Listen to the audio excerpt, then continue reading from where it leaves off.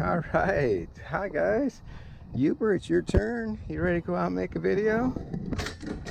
Wait. Healthy habits, making sure they're not too eager to get out to where they might jump into traffic or something. So we always make them wait until we're ready. Not yet. And then we give the release word. Okay, good. All right. It's a bit windy today. I'm guessing that I'm going to have to do a voiceover in order for this recording to be a good one, but that's all right. We're just going to let Yooper get out here on this long line and kind of talk to you a little bit about long line training. When we start training any dog, we like to start with a 6-foot leash and get things pretty ironed out there. Once you've got the 6-foot leash ironed out and your dog is doing the commands really well through distractions on it, then it's time to start to explore this idea of a long line. And this one is probably about 15 feet. And the idea with it, of course, is now that they're further away, we can practice our recalls. Yooper, come. Good boy, come here. Good, sit. Okay, good. And you can see when he veered off a little bit, I was able to make a quick little correction with that long line, getting him back on course, making sure that he sits when he returns, and then praising him and giving the release word again. Now, it's really important to make sure that when a dog comes to you that they do sit at the end. We always talk about how if you don't do that, your dog will start learning how to do what we call doggy flybys. So they'll come towards you, but then they'll fly by you as they want to get on to explore something new. Yooper, come. Come. Sit. Good. Yooper, sit. Okay, good boy. Good boy. Good. It takes practice to get comfortable working with the long line, and you'll find yourself tied up or tangled up or tripping over the line quite a bit in the beginning, but it really is worth it. I like to take a young dog like Yooper and spend the whole summer doing just like I'm doing now, practicing my come command, practicing sits, practicing downs, practicing the heel command. Right from here we can even try Yooper, sit, sit. Yooper, sit. Good. Now we're going to get into this heel. Heel. Good boy. Heel. Heel. Good. Sit. Down. Good. Good. The two types of things you want to always build your dog's obedience through are physical and mental distractions. So the physical distractions are dogs, birds, rabbits, squirrels. Nope. Down. No. Down. And I think he just saw a squirrel there when he broke his down command. But working through the physical distractions is one thing, and they're plentiful, and especially for a young dog like Yooper, you're going to find that he's distracted by just about everything that moves. And he's doing a good job for his age, but he still is a young dog and is going to need a lot more practice. The other type of distraction is mental, and it's basically time. So the longer he has to hold a down position like this, the harder that gets. Good boy. Okay, good job. So teaching him to settle into commands is kind of like a person learning to settle into a yoga pose. initially. That's probably, here's a little bird action. He loves birds. Birds are his favorite thing to chase, and that makes sense because a lot of people don't know, but Cocker Spaniels were once upon a time a hunting breed. You don't see very much of that these days, but they used to be upland bird hunters, so that they were very skilled at bird hunting. Yooper, sit. Here we're going to take advantage of a scenario where a jogger's making her way toward us, and we're going to make sure that Yooper can hold his sit position through that.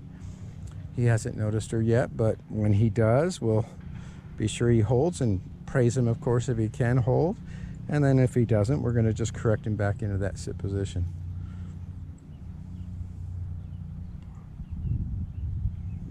Good boy. Good boy, Yooper. Very nice. Okay, good job. He's more interested in where the birds might have gone than that jogger going past him, and that's a good thing. You know, a lot of dogs, people are their hardest distraction to work through, and while we like a dog that's friendly, you know, those dogs that are over the top friendly to where they just cannot stand the thought that they can't go up and say hi to people they haven't met, they can be quite challenging to work in public. Good boy.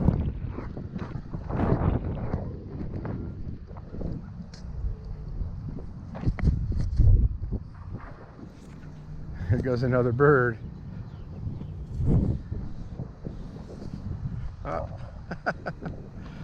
Here's one of many instances where the long line can be a difficult thing to get used to. Come on, this way. Come on. Come on. That a boy. Good boy. Good.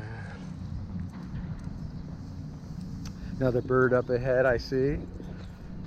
Yooper hasn't noticed them yet, but that's a good chance to call right here. Yooper, come. Good boy. Come. Sit.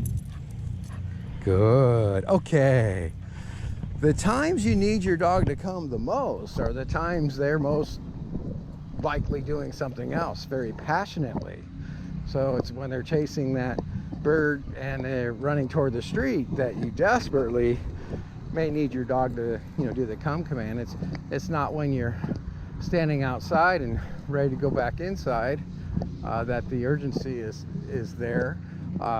Mostly they'll probably be ready to go in with you anyway, but when you're calling them off of a bird that they're chasing or off of a scent that they're following, some of these high level distractions are the times that we really need our come command to work the best.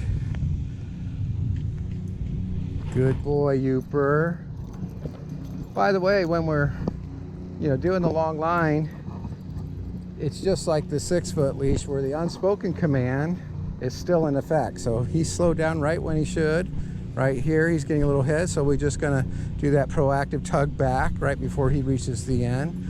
And he can learn to, you know, walk 14 feet of the 15 feet of line away, just like he learned to walk 5.5 feet to the 6 feet of 6-foot line away when we were doing the 6-foot leash work.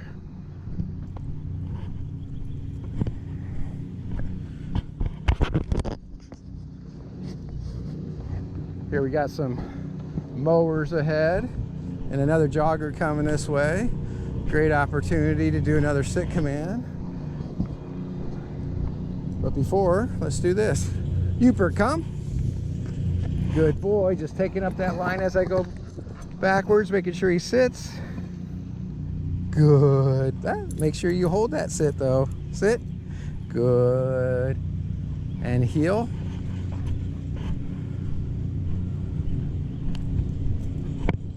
Good. No, heel.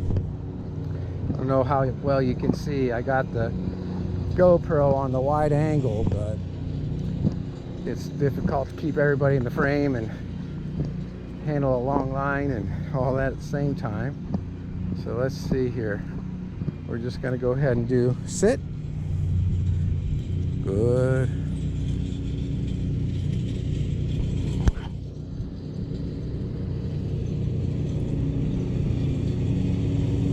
Good boy, Yooper.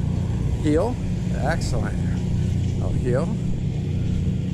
Now we're just going to do this heel command through the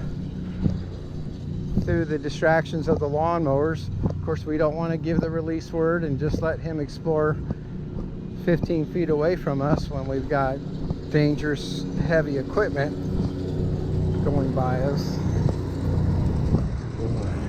Thank you. Good heel. Good boy. Thank you. Good. Good boy. Awesome. Yep.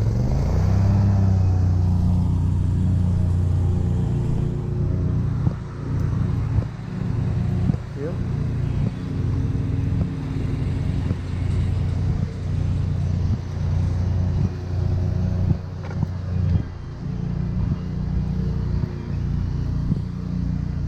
Yep. Good boy. Sit. Remember, always end with the sit for your heel position command, and then give okay, release word. There you go. Nice. So Yooper's completing his daycare portion of his training today. We still have 2 more lessons left with the owners of Yooper, who've been doing a great job with the homework that we've given them after their second lesson. They get forward with this program, so we still have 2 more follow-ups to do after this, and going to get the long line into their hands and get them to enjoy Yooper with a little bit more freedom. He certainly loves it. You know, the idea that he can get out there ahead like he is right now and really kind of explore, keeping an eye on me. Perfect. You know, that's all we ask. You know, go out and enjoy yourself. Be a dog. Check things out. Just don't pull me, and you know, keep an eye on me so that we don't get into any danger, that I can't call you back or something like that. That's all we want. We want that relationship that allows for us to enjoy each other's company, and at the same time have that respect and trust level built high enough to where we can communicate effectively and just enjoy our time safely. He's a beautiful dog, and he's really done a great job. I'm so proud of him.